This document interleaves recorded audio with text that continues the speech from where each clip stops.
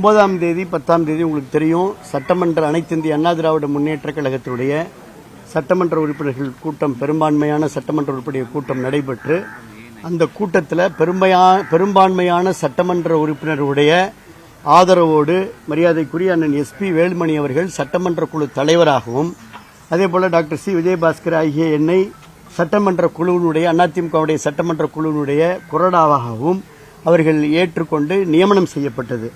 அந்த நியமனத்தை தொடர்ந்து நேற்று நடைபெற்ற இந்த அரசின் மீது நம்பிக்கை கோருகின்ற அந்த தீர்மானத்தின் மீது எப்படி வாக்களிக்க வேண்டும் என்று நாங்கள் அறிவுறுத்தியிருந்தோம். என்ன அறிவுறுத்தியிருந்தோம்னா, நம்பிக்கை கோரும் தீர்மானத்தில் அரசுக்கு ஆதரவாக வாக்களிக்க வேண்டும் என்று உரிய விதிகள் படி, சட்ட விதிகள் படி அவங்களுக்கு நாங்கள் கம்யூனிகேஷன் அனுப்பிச்சிருந்தோம். வாட்ஸ்அப்ல, இமெயில்ல எல்லாமே அவங்களுக்கு அனுப்பிச்சாச்சு. அதுல 47 சட்டமன்ற உறுப்பினர்கள் இத 25 சட்டமன்ற உறுப்பினர்கள் கொறடா உத்தரவை ஏற்று நடந்தார்கள். 22 சட்டமன்ற உறுப்பினர்கள் திரு எடப்பாடி பழனிசாமி உள்ளிட்ட 22 சட்டமன்ற உறுப்பினர்கள் அதிமுகவுடைய கொறடாவாகிய என்னுடைய உத்தரவுக்கு அவர்கள் கட்டுப்படவில்லை, அதை நிராகரித்திருக்கிறார்கள், மாறாக நடந்திருக்கிறார்கள்.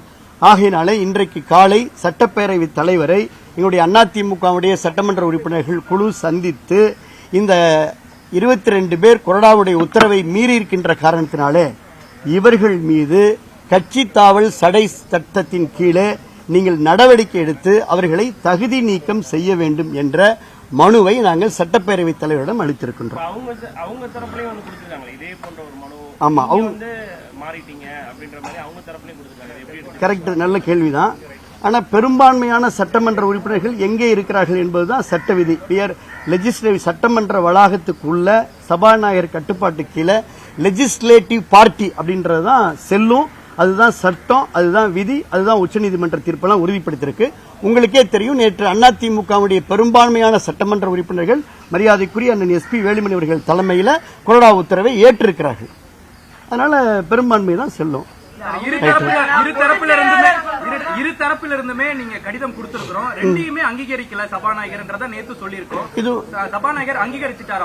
நல்ல கேள்வி. இத சபாநாயகர் முடிவெடுப்பார். அவர் உரிய விதிகளின்படி நல்ல முடிவெடுப்பார். பெரும்பான்மை சட்டமன்ற உறுப்பினருடைய கடிதத்தை அவர் முடிவெடுப்பார் என்று நம்புகின்றோம். சட்டமன்ற கட்சி வேற, அந்த பிரச்சனை வேற, இது கட்சி பிரச்சனை. கட்சி பிரச்சனையில இவங்களை நீக்கிறதுக்கு ஒரு யாரு சொல்லுங்க.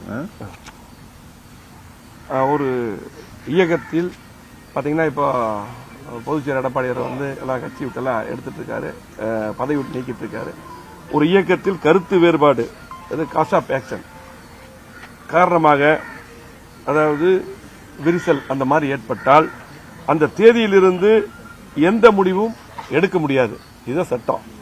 அதே போல குறிப்பாக யாரையும் நீக்குவதோ சேர்ப்பதோ செல்லாது, நியமிப்பதோ செல்லாது. அதே போல 5/5/2026 தேர்தல் முடிவுகள் வெளிவந்த அடுத்த நாளே கருத்து வேறுபாடு வந்துவிட்டது. அதே போல நீதிமன்ற கணக்கிலோ தேர்தல் ஆணைய கணக்கிலோ 11/5/2026 அன்று யார் பதவியில் இருந்து அதுக்கு பின்னால் 11 அந்த பிரச்சனை ஃபர்ஸ்ட் அவங்க பெட்டிஷன் கொடுத்தா, நாங்க கொடுக்கல, அவங்க கொடுத்தாங்க.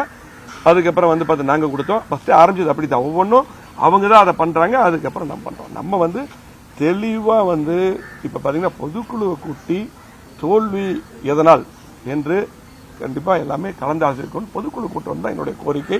பொதுச்செயலர் அவர் தான் இருக்கான்னு சொல்லி போட்டு தெளிவா நானும் பேசினேன். CV சண்முகம் பேசும்போது சொன்னாங்க, நத்தம் நேற்று பேசும்போது சொன்னாங்க. ஆகவே அதுக்கு ஆரோக்கியமான முடிவு எடுக்காமல் இந்த மாதிரி வேலையை பார்த்துருக்காங்க. அதனால பாத்தீங்கன்னா நீதிமன்ற கணக்கிலோ தேர்தல் ஆணைய கணக்கிலோ 11/5/2026 என்று யார் பதவியில் இருந்தார்களோ அவங்க அப்படியே இருப்பாங்க. அதுக்கப்புறம் யாரை நீக்கினாலும் சேர்த்தாலும் செல்லாது என்பதுதான் உண்மை. இதுதான் சட்டப்படி. அதே போல இதேதான் அம்மா மறைவுக்கு பின்னால் பாத்தீங்கன்னா அந்த டயத்தில் பாத்தீங்கன்னா இப்ப பொதுச்செயலாளக்கூடிய அவர் எடப்பாடியார் அவர்களும் எப்படி முதல்வராக பொதுச்செயலராக எல்லாம் வந்தாரு, இதே விதிதான். ஆகவே அதன் அடிப்படையில் தான் நாங்களும் செயல்படுகிறோம். ஆகவே கழக பொதுச்செயலர் என்ற முறையில் இப்போது நீங்கள் எடுக்கும் எந்த நடவடிக்கையும் செல்லாது என்பதை நம்ம உங்களுக்கும் கழக நிர்வாகிகளுக்கும் பொதுமக்களுக்கும் தெரிவித்துக் கொள்கிறோம். தேவையில்லாத அந்த குழப்பமான கட்சியை குழப்பக்கூடிய நடவடிக்கையை நிறுத்திவிட்டு ஆரோக்கியமாக பொதுக்குழுவை கூட்டி இந்த தோல்விக்கு இன்னைக்கு பாத்தீங்கன்னா 3வது இடத்துக்கு நம்ம வந்திருக்கிறோம்.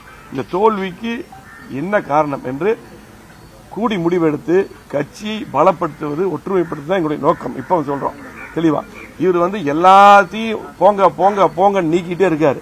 இதை தயவு செஞ்சு நிறுத்திட்டு, தயவு செஞ்சு இன்னைக்கு பாத்தீங்கன்னா எல்லாத்தையும் வாங்க வாங்க வாங்கன்னு கூப்பிட்டு பிரிஞ்சு போனவங்க, இதுக்கு முன்னாடி நீக்கினவங்க எல்லாத்தையும் ஒற்றுமைப்படுத்தி கட்சியை பலப்படுத்தி புரட்சித் தலைவி அம்மா அவர்கள் நினைத்தார்களோ, புரட்சித் தலைவர் எம்ஜிஆர் அவர்கள் இந்த கட்சி எதற்காக ஆரம்பித்தார்களோ அந்த அடிப்படையில் திமுக எதிர்ப்பு முக்கியம். திமுக நமக்கு ஆகாது. ஆகவே அந்த அடிப்படையில் கண்டிப்பாக ஒற்றுமையாக இருந்து அம்மாவுடைய ஆட்சி கொண்டு வருவதற்கு நம்ம பாடுபட வேண்டும். இதுதான் எங்களுடைய நோக்கம். ஆகவே இன்னைக்கு பொதுச்செயலாளர் அவர்கள் நீக்கின எதுவும் செல்லாது. அவர்களாம் அப்படியே பதவியில் தொடர்வார்கள். எல்லா பதவியில் அப்படியே தொடர்வார்கள். சட்டமன்ற அமைப்பு என்பது வேறு, கட்சி அமைப்பு என்பது வேறு. நாங்கள்லாம் கட்சி அமைப்புல பதவியில் இருக்கோம். இவர் நம்ம கொரோனா இப்ப கொரோனா இல்ல, தலைவர் இருக்காரு, சட்டமன்ற குழுக்கள். வேலுமணி தலைமை நிலைய செயலாளர் இருக்காரு. முக்கிய தலைமை இடத்துல இருக்கேன். நான் மாநில துணை பொதுச் செயலாளர் இருக்கேன் கலப்பு. நாங்கெல்லாம் ஆபீஸ் பீரியட்ஸ்ல பார்ட்டியில எங்களை எங்களெல்லாம் நீக்கிறதுக்கு இவருக்கு அதிகாரமே இல்லை. இந்த காரணத்தை இங்கே இருக்கிற சட்டமன்ற நிகழ்வு என்பது தனி, சட்டமன்ற கட்சி அமைப்பு என்பது தனி, இங்கே இருக்கிற பார்ட்டி அமைப்பு என்பது தனி. இதுல எல்லாம் போட்டு குழப்பிக்கிட்டு எதாவது வித்தியாசம் தெரியாம கடைசியில் இது சம்பந்தம் இல்லாம இங்கே எங்களை எல்லாம் நீக்கிறார்.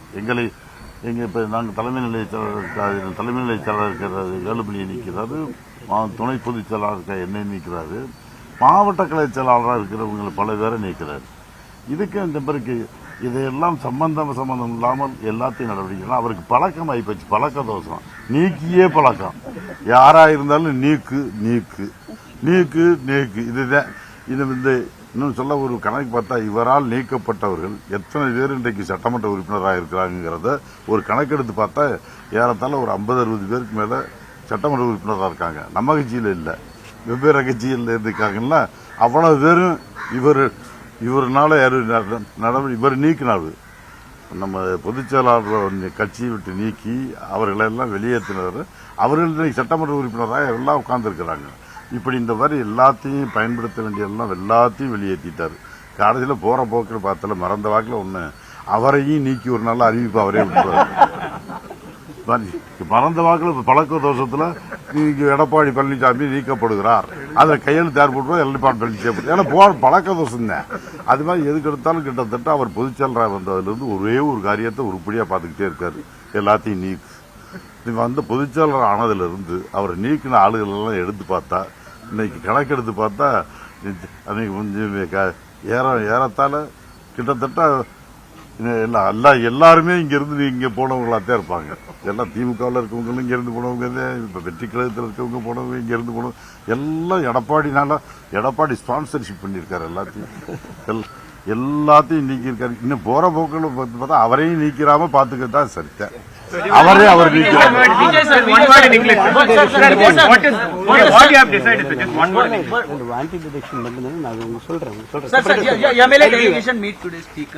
What discussion? Sir, what is the discussion?